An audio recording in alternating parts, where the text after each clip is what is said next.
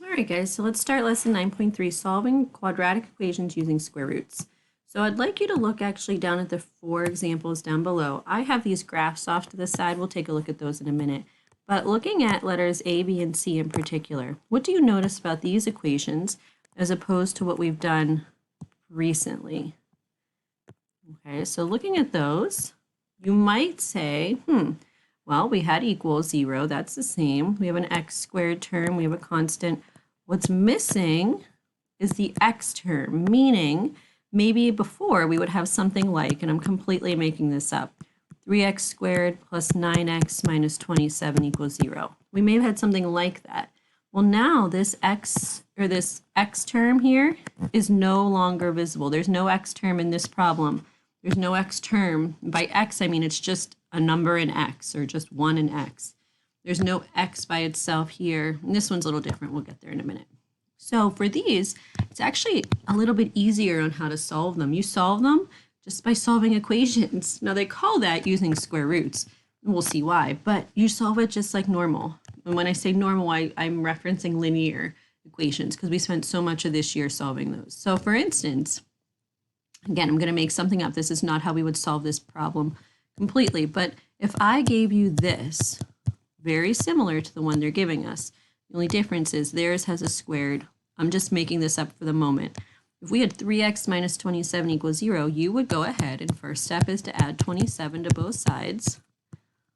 Then you have 3x equals 27. Then you would divide, and hopefully this is all super familiar. This is what we did at the beginning of the year, about the first half of the year actually. And that would be your answer. This is a linear equation because our x term only has an exponent of 1. Okay, so that's how we solve that. We isolated the variable. Well, guess what? We're going to do that particular idea still. Only now, because again, I made this one up, we can't just create a new equation. We do have a squared there. So that's going to mean we have to do one little step in addition. All right, so let's solve the one they're actually giving us. Here's how we actually solve letter A.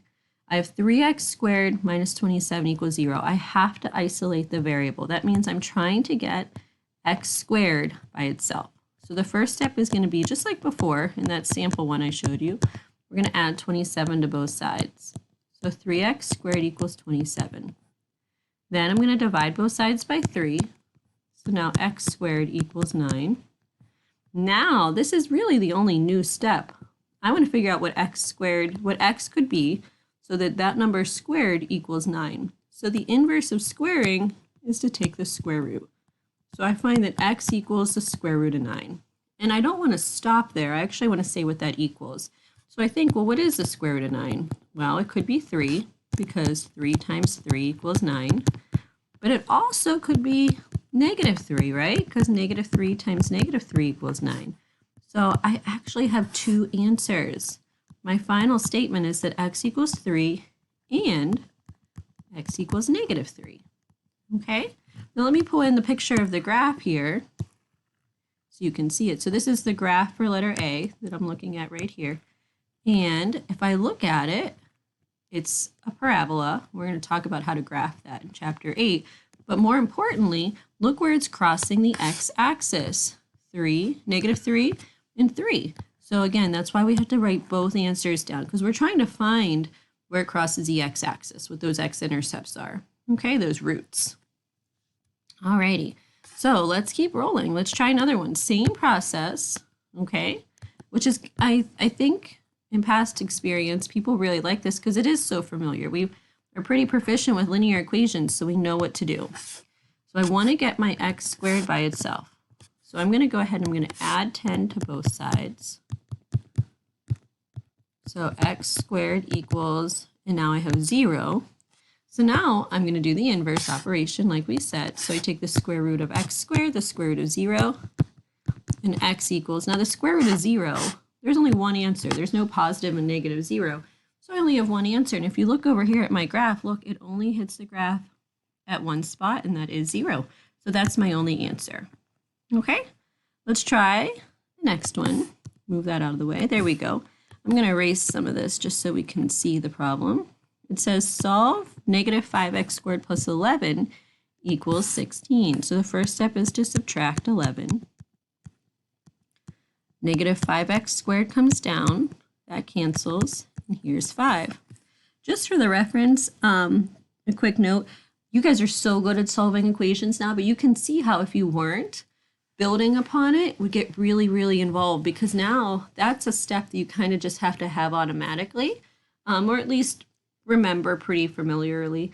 And so that makes this process a lot easier. So same thing goes with what we're learning now. If you maintain like a good understanding of it, what you do in the next topic, whether it be this year, next year, whenever, is going to make that much easier, that step that much easier. So thanks for all your hard work. It goes a long way, and it will definitely pay off in the long run. Anyways, sorry for that side note. Back to the problem. Now I want to get x squared by itself, so I divide by negative 5. Negative 5 over negative 5 is 1, so they cancel out, and I'm just left with x squared. And here I get negative 1. So I take a square root on both sides, and I want to know, I say x equals the square root of negative 1. Now, what I think about, all right, what is the square root of negative 1? What two numbers are exactly the same that are going to give me negative 1? Well, there is nothing, because the only way to get a negative is to have a positive times a negative, or a negative times a positive. And that means they're not the same number, so it's not possible. Now, if you type it into your calculator, square root of negative 1, you're going to go ahead and get an error. It's going to say domain error, because it's not a real number, okay? Some of you might know that it is actually something called an imaginary number. And I remember my uncle always used to joke that as if there aren't enough real numbers in the world, they have to come up with imaginary ones, because there's an infinite number of numbers. But really, these imaginary numbers have kind of critical things. I took some classes in college called chaos theory, and it's used for a wide variety of like heart research and weather patterns. And it's pretty impressive, but it is the idea of imaginary numbers is critical to those lessons. So anyways, let's see how it relates to the graph. Where is this green line crossing? Here's my x-axis. Where does it cross the x-axis? Does it cross at all? No. And that's what that means. So if you get x equals the square root of a negative number, that means there's no solutions. Technically, it means there's no real solutions, no real numbers that work, okay? But if you write no solutions, that's fine with me for right now, okay? Or be the overachiever and write no real solutions, okay? Alrighty, so sometimes you will get it to be a negative, and that means it doesn't touch. So just reviewing those three. The first one, we ended up with two answers, 3 and negative 3. And when we look at our graph, it crossed at 2 spots. The second one, we only had one answer. One answer. And let's get back to where we were. It only crossed at 1 spot. And so far, the third option we've done has had, oh boy, I don't know what I just did. That's okay. The third option, there we go. Had no solutions, no real solutions, and it didn't cross that line, that x-axis at all. All right. Okay, so now let's do this last one that we have here of this type before we turn the page, and we're going to see that it's set up a little, the look of it is a bit different. So I'm going to go ahead, and I see that this is squared right there. I can't distribute that in. That is not allowed, because we know that whenever it's x minus 1 quantity squared, that means x minus 1, x minus 1, where we would FOIL. We would get x minus 2x plus 1. That's not the same as saying x squared plus 1. You can't distribute, or minus 1 rather. You can't distribute it. That's the point. It can't be distributed, depending on how you think through it. You can't place it in because it really means to FOIL. So rather than FOILing this out, and then subtracting 25 and doing all that work, the shortcut is this. Because this is the only thing on the left, and this is the only thing on the right, there's no plus signs involved, we're able to do this step. I'm able to take the square root of the left side and the square root of the right side. Now this square root and this squared are going to cancel one another out. They're inverses. Okay, so that really leaves me with x minus 1. And that's it on the left. The reason for that is, just to reiterate, this here means this times this. So when I'm taking a square root of something, I'm thinking what two factors that are exactly the same multiply to give me what's underneath here? Well, these are both exactly the same. So that's what I'm left with. Now on the right, the square root of 25 is 5, but it's also -5. So in a scenario like this, I'm going to make two different equations to work with. Okay, so let's solve them. These are easy linear equations. I'm going to add 1 to both sides. First answer is x equals 6. Second one, I'm going to add 1 to both sides. But because this is -5 plus 1, I get -4. So the second answer is -4. Now let's take a look at this graph. My two answers.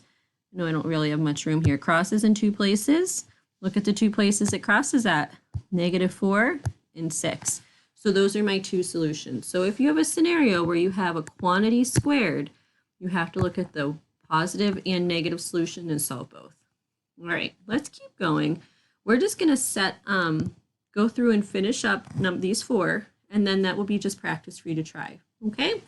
All right, number 1, we're going to solve this one. I'm going to go ahead and add 75. Oh, I'm sorry. No, I could do that. That would work. And hopefully you'll start to see there's multiple ways of doing this.